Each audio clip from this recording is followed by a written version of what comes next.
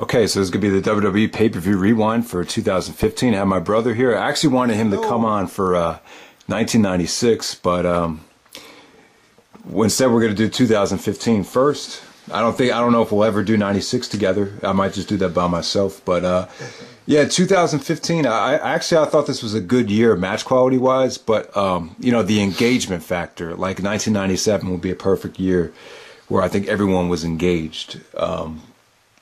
I mean, you just don't feel the need to tune in to Raw every Monday. So what do you think about the year? I think that's pretty well put. Yeah, there were a lot of pay-per-views that kind of caught me off guard. WrestleMania is a good example of a pay-per-view I thought really wasn't going to be very good, and then it caught me by surprise. I actually thought it was a damn good WrestleMania overall. It was pretty solid, and the main event was great. It was a great crowd, a great atmosphere. So I feel the same way. Some matches really took us by surprise, like Owens and Cena was like, whoa, this came out of nowhere, and that got people excited. And then a few other things that happened with Rollins cashing in the Money in the Bank in the main event of WrestleMania. It's like, whoa, got people really excited. Lesnar being this dominant champion in the beginning got people really excited.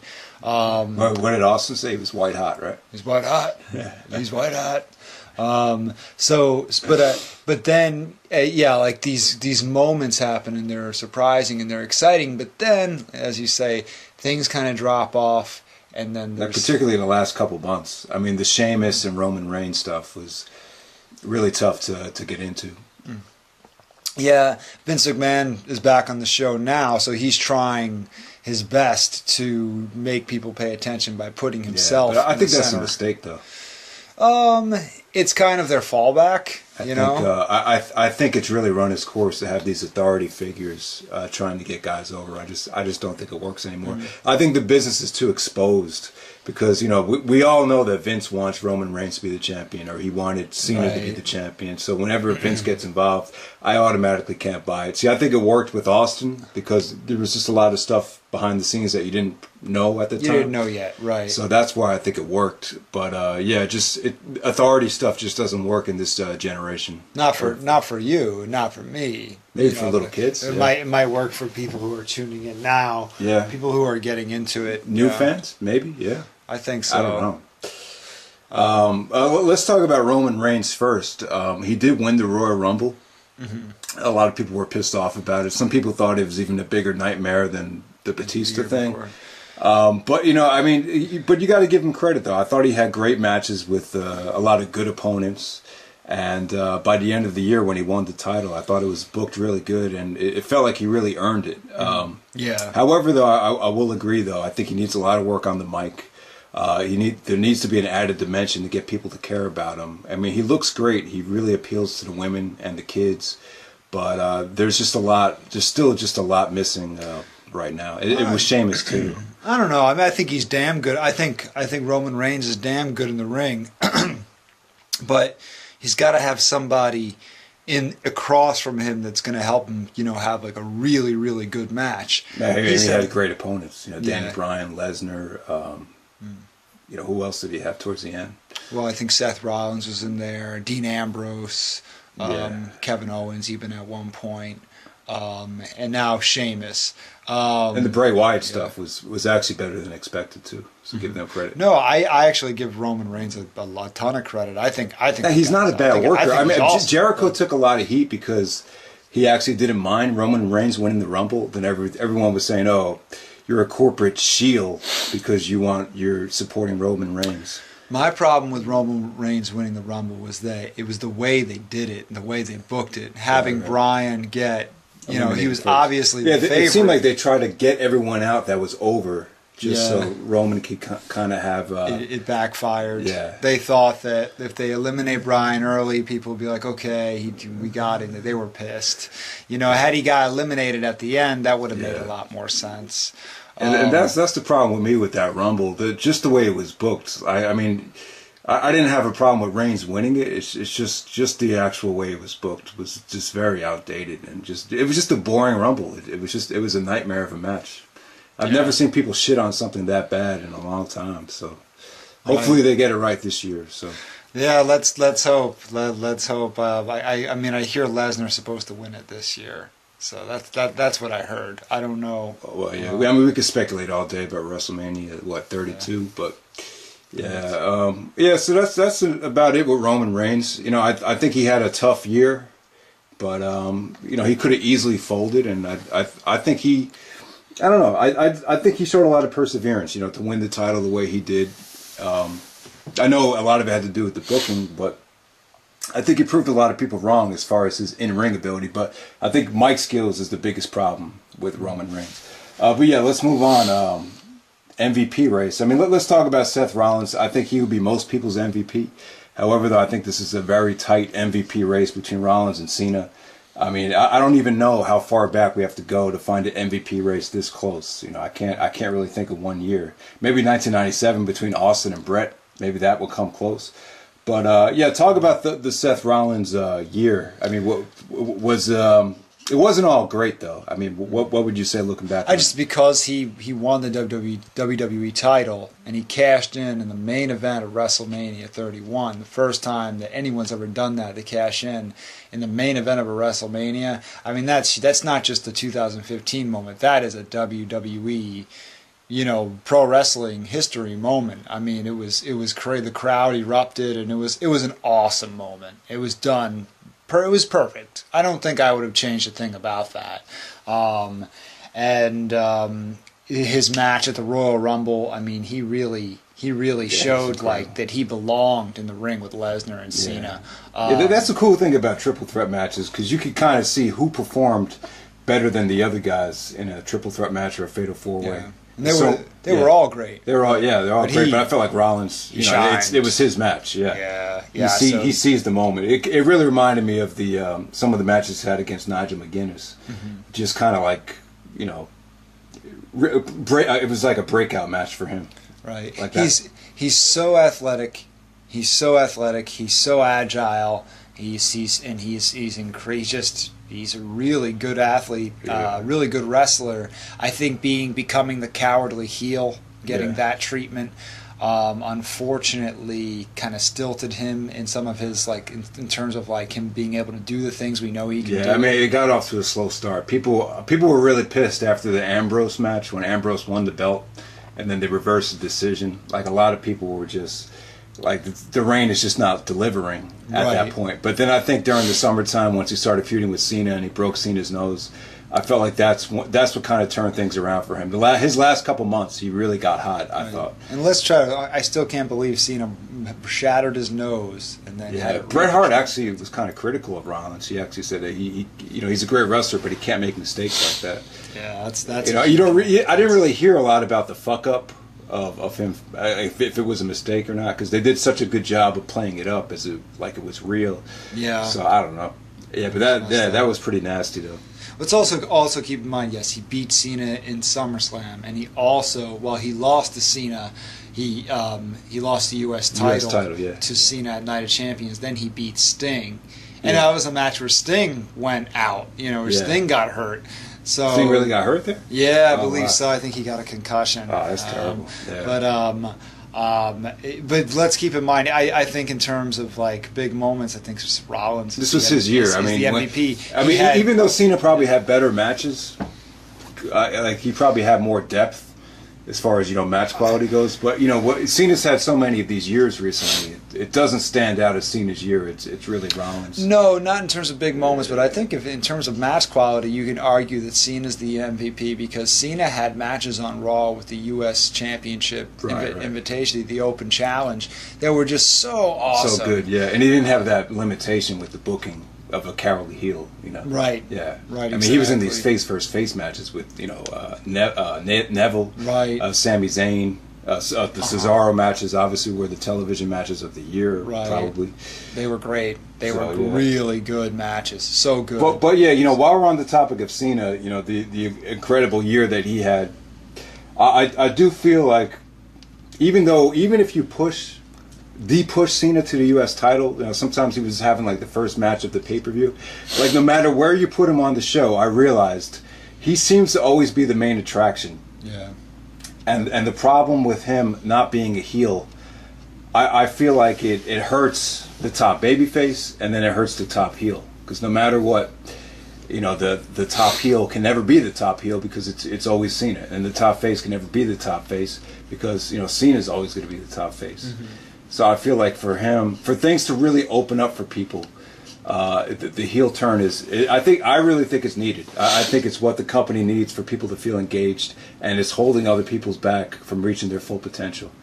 Well, I really feel like that. I think there are two possible directions. Like you said, turning Cena heel, I think everybody would love to see how they would do that and how the crowd would react to that. Yeah. And we know that he doesn't want to do it. I think the biggest reason is the Make-A-Wish. He wants Make-A-Wish thing. Also, I think everyone says it was a mistake to turn Stone Cold heel back in 2001, so I think they have that in the back of their minds. I still don't look at that as a mistake from a creative standpoint. No, I don't. thought it was brilliant. From a financial standpoint, they you know, it's a fact that business did drop off. I mean, It's obvious if you look at the pay-per-view buy rates.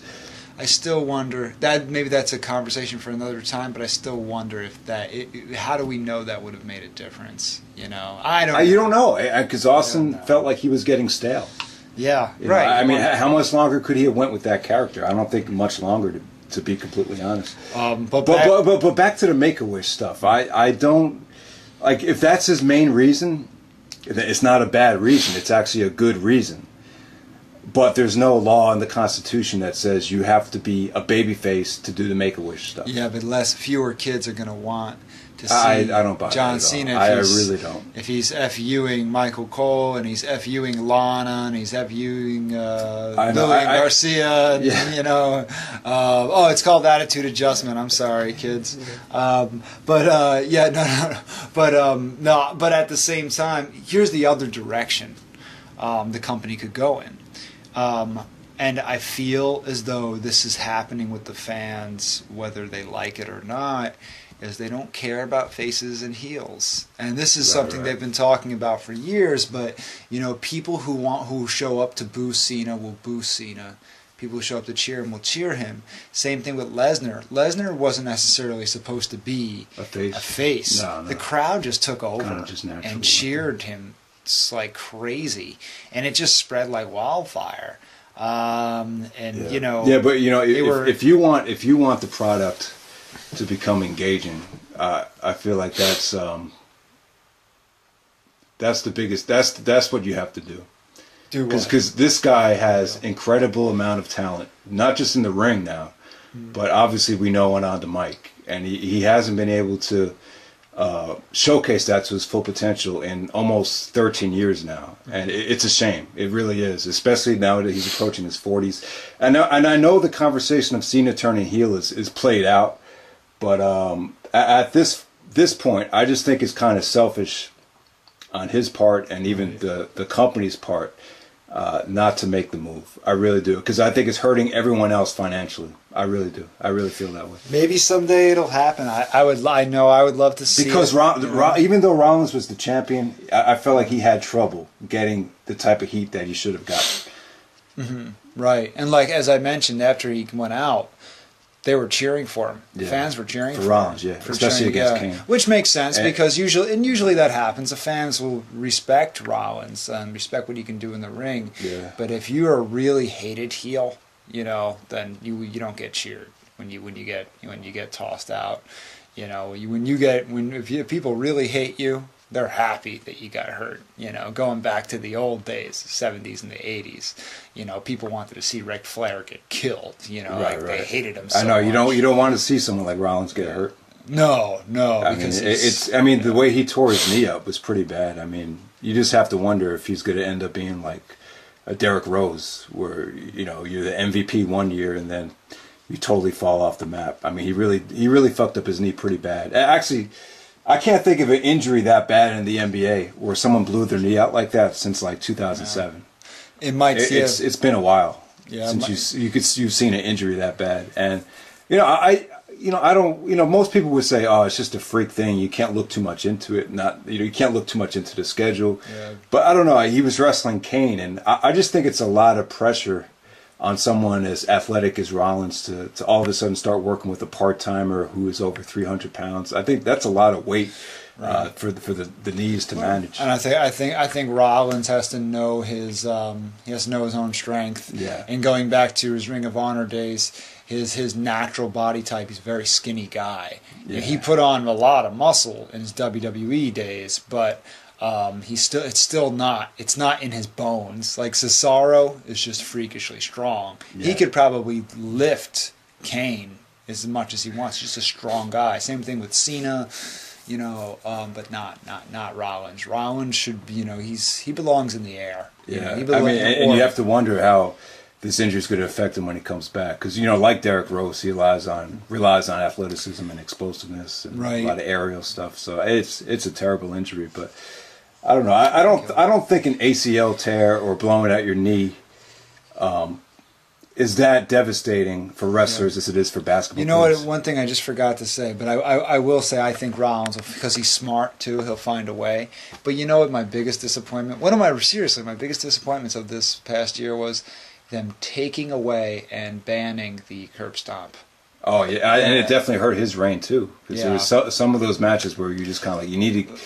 I mean, what's the finisher? He started using the pedigree, and then he started using the. I forget what else he started using, but it was just moves that had been just done to death. I know. Maybe he's always used the super kick. But. Seeing him do the pedigree was it's like, it definitely held his reign back, I thought. Yeah. Any more thoughts on Brock Lesnar? He was a little bit more involved this year. Sure. I mean, he was white hot at the beginning of the year. What do you think of the Undertaker feud? Did you really think they needed to go back to that, or was that just a waste of time? I'm afraid if I say anything bad about Lesnar, he's going to break through the wall and break my neck. Going back to when Undertaker came out in their match in July at that pay-per-view. Yeah. I did jump. I did not expect that, because think about it. It was a year and a half. It wasn't WrestleMania 31. It was WrestleMania 30. So it was a whole year and a half since these two locked horns. Yeah. So that was actually a really cool moment. I thought their match at SummerSlam was actually a little bit underwhelming. I thought, I thought it was. I thought the match was good. It just the finish left people. Yeah, but they want to be overprotective of Lesnar, and that's the price you pay when you do finishes like that, I guess. Right, exactly. Yeah. Unfortunately, but you're right. It was a good match. Just the ending was, you kind of left everybody scratching their heads. The crowd didn't really know how to react to it. And then the Hell in a Cell match. I know you didn't see it, but I didn't think it was better than the first Hell in a Cell. But most people seemed to enjoy it. It was a nice blow off to the feud. Right. But to me, I just felt like we've seen these guys for wrestling since 2002, and I really wanted to see Lesnar work with Rollins in like a SummerSlam match with no limitations. But I was really disappointed that the Lesnar and Rollins match was kind of all it was a stepping stone to get to the Undertaker feud. Right, which doesn't help Rollins. Right. It doesn't help the WWE title either. Exactly, yeah. One thing that was nice about Lesnar having the WWE title for so long is it really added a lot of credibility to the title. It definitely did, yeah. And his match with Roman Reigns at WrestleMania 31, that was the one I felt like going into, man, this is going to suck, because the build-up to it on Raw was so dumb. I remember the Monday before, they were like doing a tug-of-war with the title. Yeah, I know. And you could tell Lesnar was holding back, because if Lesnar wanted, he could rip the title to shreds. He's a freak. So I remember looking and going, man, this is what you guys, this is what you thought of to build this up? They proved everybody wrong. That might have been like one of the top 10 WrestleMania main events. Yeah, no. Everyone thought it was going to suck. It was awesome, and I swear to God, I know people, don't completely agree with me. Roman turned some people.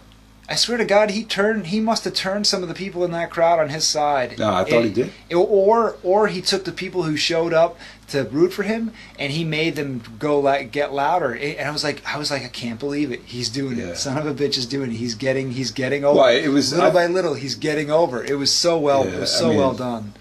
It was such a good match. It felt like a real fight. Yeah, I think he felt like such an underdog that you couldn't help but get behind him. Yeah. It felt like a real fight, and that's what I meant by that other direction the company could go in, is trying to make some of more of the wrestling matches feel like real fights Yeah, yeah. because That- of MMA, because of UFC. I'd like to see if they tried that, how the crowd would react. I don't know. I don't know, because it's always been a conflict in me between the realism of guys Yeah. like Bret Hart and Chris Benoit, he who we shall not name, and people like Shawn Michaels. It's like that realism versus believability. Yeah. You know, Hulk Hogan believability, Ultimate Warrior believability, and then someone like Dean Malenko realism. It's always been a mesh between the two.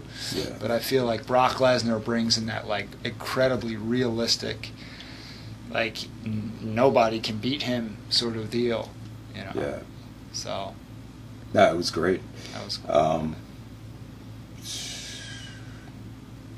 Let's talk about Kevin Owens and Rusev. They both feuded with Cena. I mean, what did you think about them? They both won their first match with Cena, and then Cena kind of dominates the rest of the feud. I mean, what were your thoughts on that? Okay. In both cases, both are very similar. Both are cases where I felt like, I'll talk about the Owens one first, where I felt like, how cool would it have been if Cena couldn't beat Owens, or if Cena, no matter how hard he tried, couldn't beat Rusev, because Cena is so over and he's so strong. He's John Cena. I mean, he's a superstar now. He's in movies. His name's all over YouTube. It's John Cena. Like, I felt like, how cool would it be if Cena runs into somebody he just can't beat? And then I just realized, oh, well, that's Brock Lesnar. Yeah. Now it is Brock Lesnar, even though he's beaten Lesnar before. I just felt like that feud with Owens would have been a lot more compelling all along the way if Owens continued to win. If he won that second match, Owens could have said, like, look, I beat you. I'm done with you. I'm going on to the next guy. Like, I just felt like that would have been like, wow, what a thing to say. It just felt like they were in such a rush to have Cena get the win back. I think Money in the Bank was 2 weeks after Elimination Chamber. Okay. So all of a sudden you got the rematch, so Cena gets the win back. Right. Just in case we fucked up with the decision to have Owens win the match. That's probably the mentality. Right, and I think that's part of the problem is nothing is really definitive. Right. Nothing. Everything is always. And I thought the Cena Owens stuff was great, but I was just like, why did I have to do one match right after the other? Why not just build up for like a SummerSlam match? I was hoping to see like a street fight at SummerSlam between them, and we didn't get that. Yeah, build some drama. Build some real drama. And the Rusev thing, I love the Rusev match at Fastlane, but I thought the feud got disappointing as it went on. I felt, and by the end of it, it felt like Rusev was just another guy on Cena's list. Well, in Fastlane, Rusev had kind of dominated. It felt like Cena had he been beat him, dominated. made him pass out. He made him pass out, and it was very scary to see, And then at WrestleMania, they had a match that was a very underwhelming match to me. Yeah. I felt like they could have had a much better match, but maybe And that's a perfect example of the entrances and all the glamour and the glitz kind of adding to everything. So it didn't feel as underwhelming as it was, but it really was underwhelming. The entrances were great. Yeah, they still maintained John Cena should have come down to Living in America by James Brown. I thought that would have, with the whole Rocky IV thing, I think that would have been awesome. But the match itself was a little underwhelming. And then when Rusev lost to Cena, remember, that was the first time Rusev ever lost a match in his career, in WWE anyway. Yeah. And it should have felt like a big deal. It should have felt like warranted, and it didn't to me. I didn't buy it, I don't know. It felt like an attitude adjustment that he would have kicked out of. It didn't feel... Right. The finish just didn't feel authentic enough. And then to see Cesaro and Owens kick out of the same attitude adjustment a few minutes later, I was like, all right. Yeah, so that's my own... all right, so what about Dean Ambrose? What were your thoughts on him? I mean, do you think I always felt like he would make a better heel, but he's been a pretty solid babyface. But where does he go from here? Right, exactly. The crowd. I mean, you saw him win the title, and then they took it away from him. I thought it got a good reaction, but is he missing something? The crowd loves him. I'm not sure they know exactly what they're going to do. with them. I bet you they don't know exactly what they're. I know they don't know what they're going to do with Ambrose, but he kind of rides this somewhere. He's kind of this mesh between Steve Austin and Brian Pillman, yeah. you know, and which is refreshing because he's got that same kind of roughneck style, Yeah. but he's also more athletic than those guys were, or at least more athletic than Steve Austin was, and so. I don't know. I mean, he's gotten into great shape, and it seems like the audience they haven't turned on him yet. That's really surprised me. Yeah, it's been pretty popular for a couple years, but I just don't think he's reached that next level yet. I always envisioned him as being a better heel, but right. We'll see.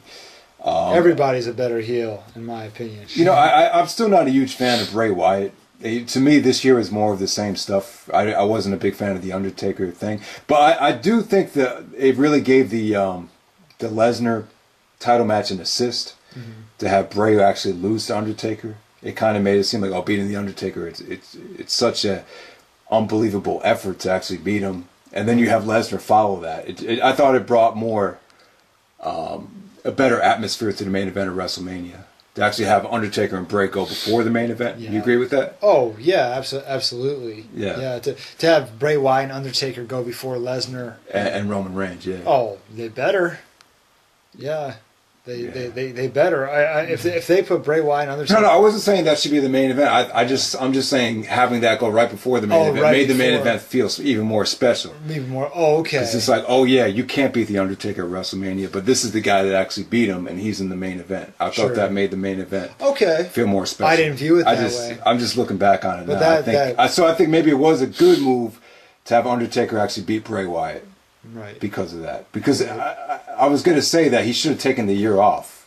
Right. But maybe that would have been the wrong call. Mm-hmm. It has to. You have to look back at that decision you made at WrestleMania 30 and go, look, this was a big deal. This guy never got beat at WrestleMania before.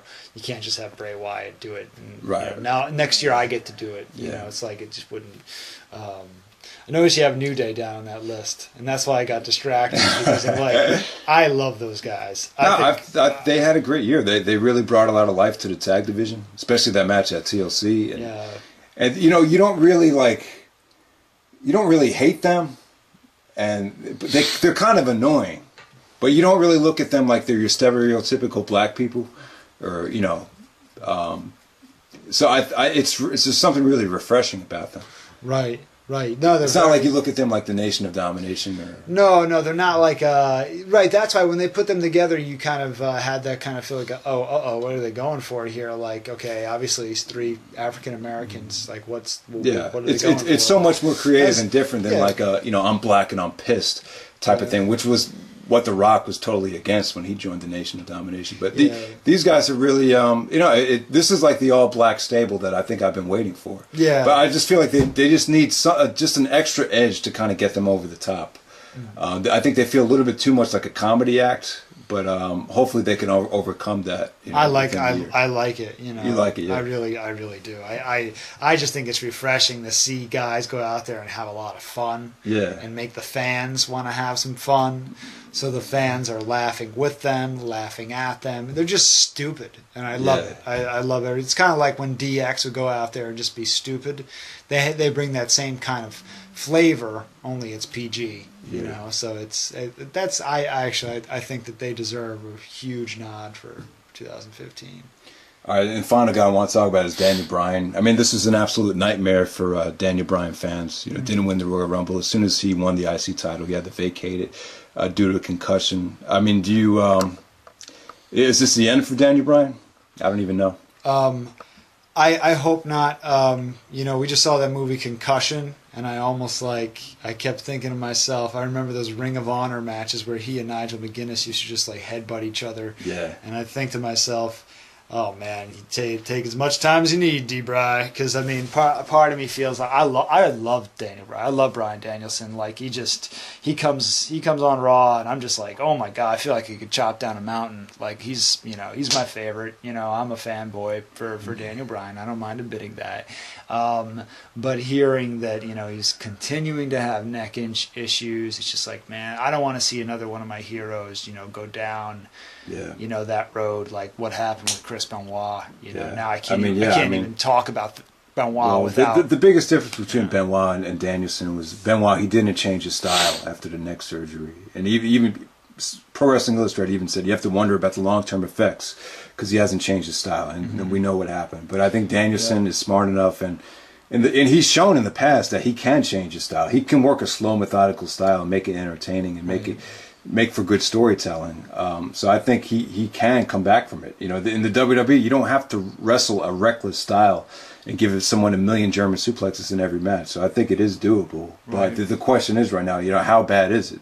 Is it like Edge's situation where one bad fall and he could be paralyzed? That could be it. So I don't know how bad it is, but I think Vince will make the right decision with the Royal Rumble. For them to make the wrong decision 3 years in a row is something I don't think they would do. I'd be very disappointed in Vince if he doesn't shock or surprise.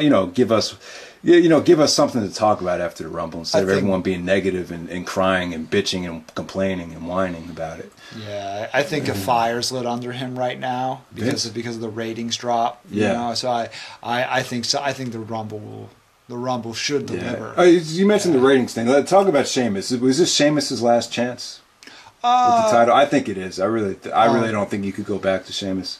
I don't think he can lead a stable. I actually like the League of Nations thing, but if you look at that stable, I would actually pick Sheamus as the last out of those guys to lead the stable. Wade Barrett would be my choice as the leader. Here's the problem.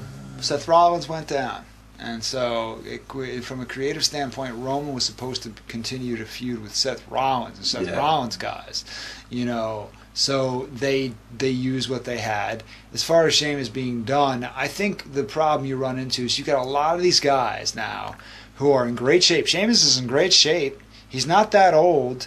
And you've got guys like him and Dolph Ziggler and a few other guys back there who are not the guy, who are just good guys who might stick around for another 5 years if they wanted to. And they're not fresh at all. Guys like Wade Barrett, Del Rio, these guys, you just kind of like, we've seen them. It feels like they just work for the WWE. Like you don't feel like this is like what they do, and that like Bret Hart, Austin, Michaels, like they'll live and die for this business at any cost. Like the competition, the competitiveness, the drive, it's just not there. It's not engaging. It's almost like as a fan, you wish you could just fast forward to 2021 and see what those guys are going to be like. I think that's why, and I don't watch it, but I should. It's so tough. The NXT stuff is where it's at. If you want to see new, fresh talent and longer matches, more indie style. And we didn't mention the women, but the women have really taken off in NXT. But then when you watch the WWE. Everyone's so negative about the women's division in the WWE. It just wasn't what people envisioned with this Divas Revolution. Yeah, I don't know.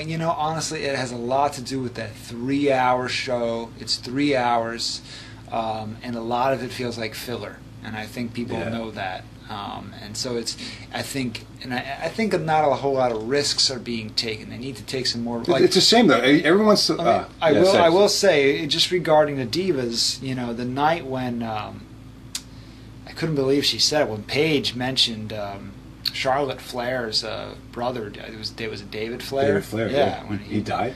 Yeah, he committed suicide, and she. I didn't know that. Yeah, and she said, you're something along the lines of, not like your baby brother. He really didn't live up to it, did he, or something like that. Oh wow! He didn't really have the toughness. I didn't know he died. And she attacked him. She made it look like a real fight, and the whole crowd went, "Whoa! Stop the presses! Wait a second! Did she just say that?" And so it was like, wow! Like they need to, pro wrestling needs to blur reality. Yeah, even though they got away from Nikki Bella with the Paige and Charlotte stuff, it seemed like that stuff was just as bad as any of the Nikki Bella stuff. Nikki Bella has improved. You may say that she might not be a great character, but I'm not really saying Nikki Bella, but the Bellas in general. It felt like when you mix these good women's wrestlers with the Bellas, it wasn't equating the great matches. No, not necessarily, and it's also because you get 7 or 8 minutes on Raw to have a women's match. You're not getting a whole lot of time to have a real quality match. You need time to tell a story. If you're trying to do 25 minutes inside of 7 minutes, it's going to be rushed and it's not going to be that good. And that's the problem. Yeah. You know. But was it Becky Lynch and Sasha? Right. Becky, I don't know. I don't know much about them. Sasha Banks. Sasha Banks. I haven't even these girls have had, people are rating them 5 stars, best matches of the year. So the talent is there. But, on Raw or on NXT? NXT. The NXT. It seems like the NXT matches are just better put together and just better presented. They're just delivering more. I mean, I haven't seen a lot of them, but it's incredible what they're doing. I mean, the feedback has been tremendous. It just makes you think maybe that's the future of the business right there. It's also a different show, and sometimes when it's a different show, there's a different expectation from the audience on what type of wrestling they're going to see. So from a company standpoint, you can have 15, 20 minutes on an NXT show, but you're only going to get 6 or 7 minutes on Raw. So the challenge for the wrestler becomes, how do I make an impact and how do I tell a story inside of 7 minutes as opposed to 20 minutes? Yeah. 20 minutes probably seems like an eternity now. Yeah. And now you've got 7 minutes to show the world why they should watch you. I think the audience hurts it too. How many people in the audience probably don't even watch NXT? Yeah, I don't. I really should. I should. All right, so let's wrap this up. Pay-per-view of the year. I mean, I would probably say it was, WrestleMania was a lot better than people expected. Money in the Bank was a great pay-per-view. Probably the most underrated was maybe Payback. I don't know. I didn't like the decision to make SummerSlam 4 hours this year. I don't know if you really care about that. But yeah, I mean, WrestleMania 31. Definitely better than a lot of people expected. Yeah, mostly because of that main event between Brock and Roman Reigns. Worst pay-per-view of the year, I'd probably say, was the Royal Rumble or Survivor Series. Even though Rumble had the match of the year, but the Royal Rumble was so bad, I gotta, and it took up an hour of the show, so I gotta put that and the undercard was horrific as well. So. Match of the year. Did you want to just touch on what you thought was the match of the year? What I thought the match of the year was? If you just had to pick one, I guess I'd pick the triple threat from the Rumble. Yeah, that's hard to top. That was amazing. That was just a car crash, and Seth Rollins looked like $1 million. Everything he did in the ring was great. A lot of it just had to do with the atmosphere. I love those triple threat matches because each guy got like a different reaction.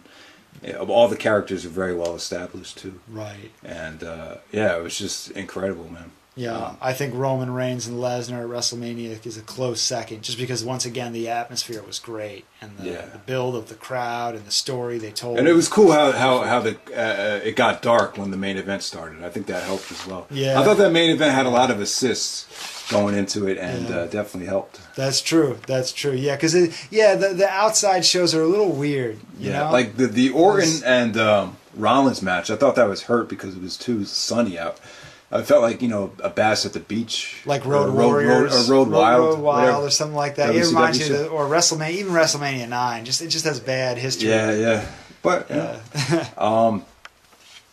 I have the triple threat from Royal Rumble as my match of the year too. But the John Cena Kevin Owens matches, Money in the Bank Elimination Chamber Battleground. I mean, any one of those could take it. But I think Money in the Bank was the one that really rocked the house. But the Elimination Chamber, seeing Owens win for the first time, really sent a strong message. I thought it definitely had a big impact. But a lot of people kind of bitched about the way Owens lost the feud at Battleground. But that was really tough to book. I know that there was discussions about that in the Austin podcast about Owens losing 2 matches in a row. I mean, how would you have handled that in retrospect? Did we touch on that? We did. I just said that I would have had him win all 3. Yes, I would have had him win the second and third ones in a very cheap fashion, but Cena just never could quite beat him for whatever reason. I don't know. I just think it would have been. Yeah. I just think it would have been cool just to see Cena continue to get more and more frustrated. Yeah, Seth Rollins and Cena from SummerSlam I thought that was incredible. I just didn't like the Jon Stewart thing. Well, you mentioned SummerSlam before. Anytime you mention the SummerSlam, all I think about is Jon Stewart with that chair. Oh, and really? I just go, Yeah. man, that did not work. That did not work for That me. that match was going so well, though, man. What a shame. Just a bad ending. To both main events had a bad ending at that pay-per-view. Yeah, the New Day match from TLC, that was incredible. That was definitely the spot of the year. It was kind of like a Shiri no Ii off the ladder from to one of the Usos. Remember that? To one of the Usos It was from Samurai Del Sol's the one that did it from the Lucha Dragons. Oh, okay. Yeah, Danny Bryan, Roman Reigns from Fastlane. Yeah, I thought that was an incredible match. Bryan really great showcase of his wrestling ability there. The Fatal 4-Way from Payback. That was good. And then I have Cena Rusev from Fastlane at number 10. So yeah, this was an excellent year as far as match quality goes. But like we said, just the product is just not very engaging. There's just a lot of guys that need to be let loose, or they just need that extra dimension. I don't know what it is, but glad I don't run that company. Yeah, it's tough, man. I mean, I'm not saying that we have all the answers or anyone has all the answers, but we just you just need something to get you to get excited about. I think people want to be excited and they want to care. That's the biggest thing. But we'll see what happens with WrestleMania. Hopefully they get the Royal Rumble right, and we're out. All right.